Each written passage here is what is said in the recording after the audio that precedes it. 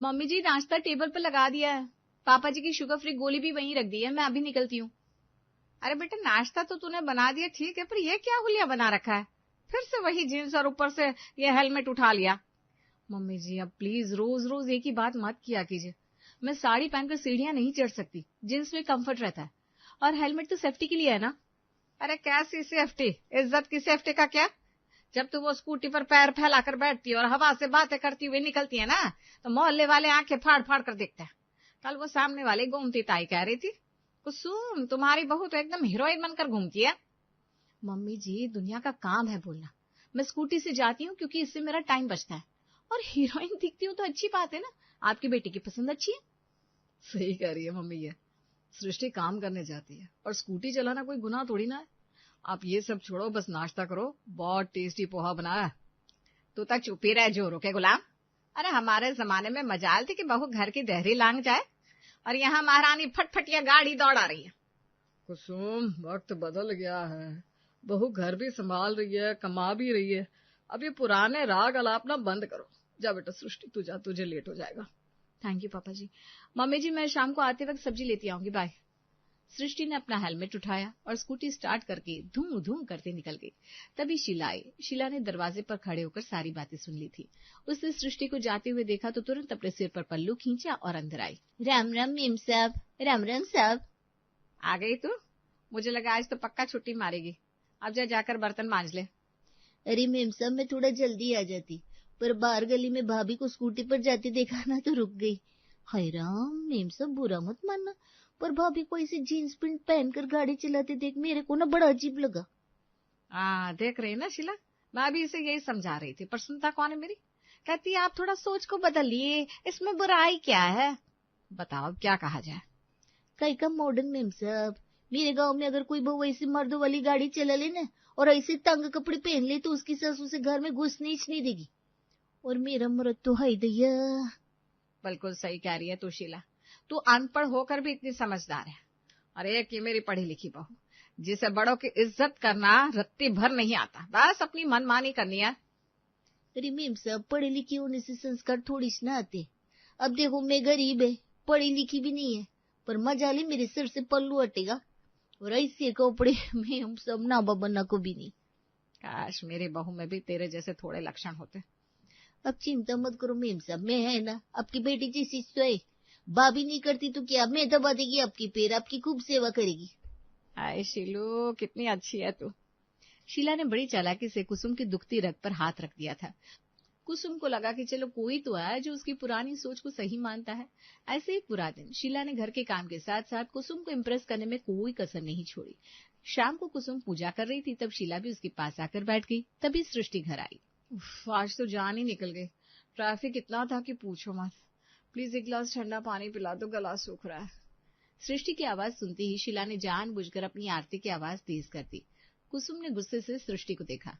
अरे धीरे बोल, दिखाई नहीं देता घर में आरती हो रही है?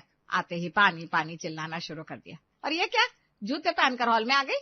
अभी अभी शीला ने पोछा लगाया था। अरे मेम साहब गुस्सा मत करो, भाभी तो ऑफिस से आई है ना, कहाँ याद रहता है सबको कि शाम को घर में लक्ष्मी के आने का टाइम है। भाभी अब बैठो मैं लाती है पानी, आप थक गई होगी ना। थैंक यू शीला, सच में बहुत थकान हो गई है। और मम्मी जी मेरा ध्यान नहीं था, सॉरी। ये लो भाभी पानी। हाय राम मेरा तो गला भी सूख रहा है, पर मैं पानी कैसे पिएगी। क्यों, तुम्हें क्या हुआ, तुम क्यों नहीं पी सकती? अरे भाभी आज सोमवार है ना, मेरा निर्जल व्रत है, आज पानी की एक बूंद भी नहीं पी सकती मैं, मेरे संस्कार ही ऐसे है भाभी। सुन रही है सृष्टि, ये दूसरों के घर झाड़ू पोछा करने वाली शीला है, दिन भर खटती है फिर भी निर्जला व्रत रखा है, और एक तू है, कुछ सीख इससे। मम्मी जी अगर मैं पानी नहीं पीती तो डिहाइड्रेशन से वहीं गिर जाती। काम करना भी तो पूजा ही है ना, और मुझसे नहीं होगा ये व्रत वगैरह। हाय भाभी आप बिना कैसी बातें करती है, काम अपनी जगह धर्म अपनी जगह। अब देखो मेरे को भी प्यास लगी है, चक्कर आ रहे ले, पर मजा ले मैं अपनी सास का दिया संस्कार भूल जाएगी। देख ले सृष्टि, इससे कहते हैं घर की लक्ष्मी, तू तो बस। खैर छोड़, मम्मी जी हद होती है। भाभी आपको मेरी बात बुरी लगी तो सॉरी। अच्छा मेम सब में चलती, मेरा मर्द भी घर आ गया होगा, उसको भी रोटी देने की है। मेरे घर में मैं सब करती है ना, वहाँ कोई नौकर नहीं है। हाँ हाँ बेटा, तू घर जा, संभल कर जाना और कल टाइम से आ जाना। पता नहीं ये शीला मम्मी जी को कौन सी पट्टी पढ़ाती रहती है। सृष्टि गुस्से में पैर पटकते हुए अपने कमरे में चली गई और शीला के चेहरे पर एक कुटिल मुस्कान तैर गई। शीला ने झुककर कुसुम के पैर छुए और पल्लू ठीक करती हुई बाहर निकल गई। अगले दिन संडे था। छुट्टी होने की वजह से आज घर में सभी लोग एक साथ नाश्ता कर रहे थे और शीला सबको नाश्ता परोस रही थी। रोहन, जरा वो धनिया की चटनी पास करना। और सुनो ना, शाम को मूवी चले, बहुत दिन हो गए हम बाहर नहीं गए। जैसे ही सृष्टि के मुंह से रोहन निकला, शीला ने अपने दोनों हाथों से गाल पीट लिए। हाय तैया भाभी, आपने अभी क्या बोला? रोहन, आपने भैया का नाम लिया? क्या हुआ शीला, तू ऐसे क्यों चिल्ला रही है? अरे मैम सब अब सुना नहीं, भाभी ने भैया का नाम लेकर बुलाए रोहन। हाय रोहन, मेरे गांव में अगर पत्नी अपने मर्द का नाम लेना तो उसे कुलच्छनी बोलते हैं। कहते हैं पति का नाम लेने से उसकी उम्र घट जाती है। पाप है मैम साहब, घोर पाप है। शीला प्लीज, ये कौन सी सदी की बातें कर रही हो तुम? नाम लेने से उम्र घटती है, ये सब अंधविश्वास है। रोहन मेरा पति है, मैं उसे नाम से नहीं बुलाऊंगी तो क्या बुलाऊंगी? सृष्टि, शीला सही कह रही है। शास्त्रों में लिखा है कि पति परमेश्वर होता है, उसका नाम जुबान पर लाना भी पाप है। मैं आज तक तेरे ससुर जी को नाम से नहीं बुलाती और तू है कि सबके सामने रोहन रोहन चिल्ला रही है। यार थोड़ी तो शर्म कर।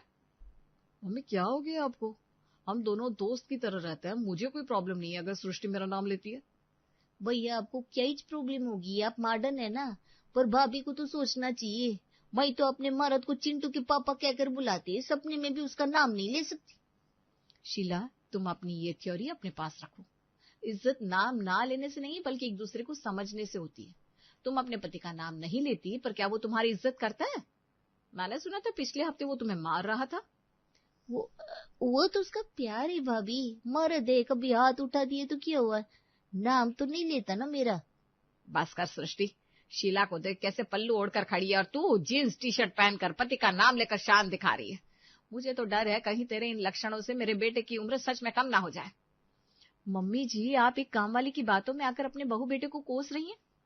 देख लो मेम साहब, मैं तो बस धर्म की बात की तो भाभी को मिर्ची लग गई। अरे नहीं नहीं शीला, तू मन छोटा मत कर, जिससे जो बोलना है बोलने दे। मुझे पता है ना तू कैसी है। बस करो तुम सब, खाने के टेबल को युद्ध का मैदान बना दिया है। कुसुम, तुम शीला को ज्यादा ही सिर पर चढ़ा रही हो। और शीला तुम अपना काम करो, घर के मामलों में दखल मत दो। सबने चुपचाप नाश्ता किया और उठ गए। रूम में जाकर सृष्टि ने रोहन से कहा, रोहन मुझे ये शीला कुछ ठीक नहीं लगती। ये मम्मी जी की कुछ ज्यादा ही बटर पॉलिश कर रही है। ऐसी चाशनी में डुबोकर बातें करती कि बस पूछो ही मत। मुझे दाल में कुछ काला लगता है। अरे यार ऐसा कुछ नहीं है, ज्यादा सोचो मत। ये शीला थोड़ी ज्यादा संस्कारी और पुराने ख्यालात की है। मम्मी से भी इसकी बस इसलिए पटती है। ठीक है, अच्छी बात है, पर हर वक्त मेरे पीछे ही क्यों पड़ी रहती है? और एक मिनट, तुम्हें क्या लगता है मैं संस्कारी नहीं हूँ? हाँ, थोड़ी मॉडर्न हूँ, पर संस्कार मेरे मम्मी पापा ने भी कूट कूट कर भरे हैं। अरे बाबा, मैं समझता हूँ, पर मम्मी को ये सब कौन समझाया? और फिर मैं और पापा दोनों ही तुम्हें सपोर्ट करते हैं, तो मेरे लिए मम्मी के ताने को थोड़ा बहुत तुम भी एडजस्ट कर लो ना। ठीक है, पर आज तो मूवी लेकर जाना ही पड़ेगा मुझे। अरे क्यों नहीं? अच्छा, एक अच्छी मूवी भी आई है तुम्हारे फेवरेट हीरो की, मैं अब भी टिकट बुक कर देता हूँ, शाम को चलते हैं। हाँ अब सही है। चलो, अब तुम्हारे मम्मी की तानों को थोड़ा बहुत झेल लूंगी मैं। सृष्टि, तुम भी ना। सृष्टि की बातें सुनकर रोहन हंस पड़ता है। अगले दिन रोहन ऑफिस चला गया। सृष्टि की तबीयत थोड़ी ठीक नहीं थी, इसलिए उसने आज छुट्टी ले रखी थी। सृष्टि ने सोचा थोड़ा ताजी हवा खाने के लिए छत पर टहल ले।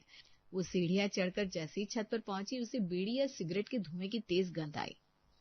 ये धुएं की बदबू कहाँ से आ रही है? पापा जी तो स्मोक करते नहीं, रोहन भी ऑफिस में है, कहीं कोई पड़ोसी तो नहीं? सृष्टि दबे पांव छत की कोने की तरफ पड़ गई। वहां का नजारा देखकर सृष्टि के पैरों तले जमीन खिसक गई। वहां कोई और नहीं था बल्कि परम संस्कारी शीला खड़ी थी।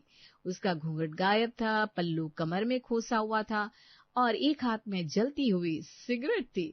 वो बड़े स्टाइल से कश लगा रही थी और फोन पर किसी से बात कर रही थी।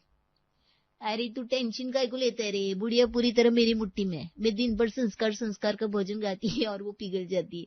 उसे लगता है मैं देवी है, पर उसे क्या पता मेरी नजर उसकी तिजोरी की चाबी पे है। शीला सिगरेट का एक लंबा कश लेती है, हर हवा में धुआं उड़ाती है। अरे आज रात का ही प्लान है। वो भाभी तो अपने कमरे में लैपटॉप चलाती रहती है और बुढ़िया को माई सी पट्टी पड़ाई है कि उसको उसकी बहू से ज्यादा मई अच्छी लगती है। आज रात को सारा माल समेट कर तेरे पास, फिर अपन दोनों इस शहर से रफू चक्कर। तू गाड़ी तैयार रखना। ओ माय गॉड, ये शीला जो नीचे मम्मी जी के सामने पानी की बूंद तक नहीं पी रही थी क्योंकि उसका आज कोई व्रत था, और यहाँ पर छत पर सिगरेट फूंक रही है। और ये चोरी की प्लानिंग है, इसका मतलब ये सब नाटक था। तभी सृष्टि के पैर गलती से एक सूखे गमले से टकरा गए। खट की आवाज हुई। शीला एकदम से चौंक गई।